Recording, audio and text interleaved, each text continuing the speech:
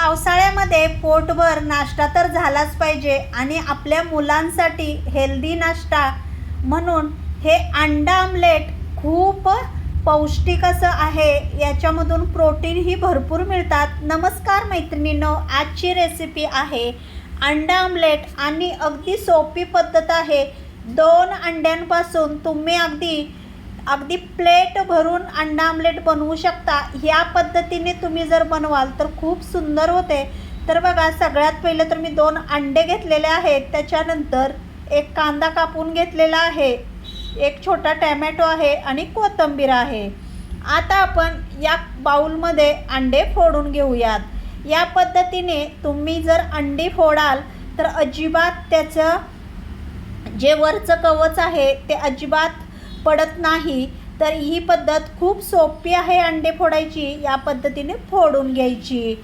आणि आता अंडी फोडून घेतल्यानंतर तुम्ही बघू शकता इथे अजिबात एकही त्याच्यामध्ये टरफल गेलेलं नाही.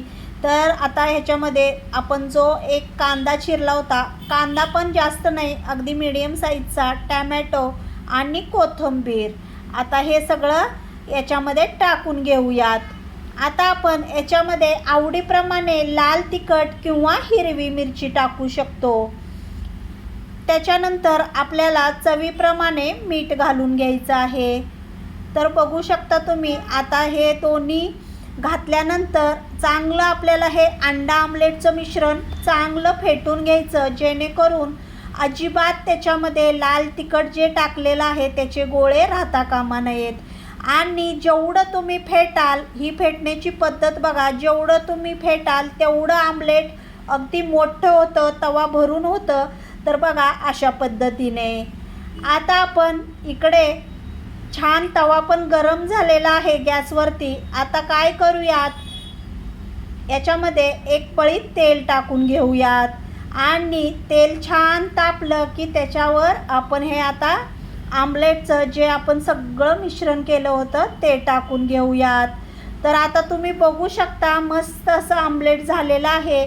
ज्या वेळेस आपण आमलेट तव्यामध्ये टाकतो तेव्हा मात्र आपला गॅस हा अगदी मीडियम पाहिजे, जास्त बारीक पण नको किंवा जास्त मोठाही नको.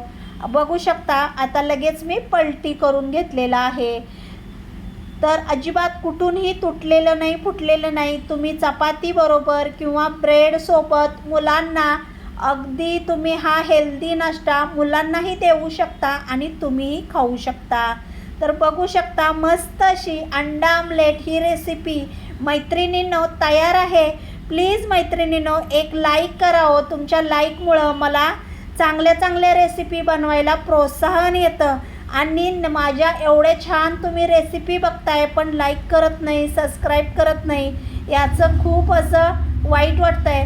पण मी माझे प्रयत्न सोडणार नाही, मी माझे प्रयत्न करत राहणार.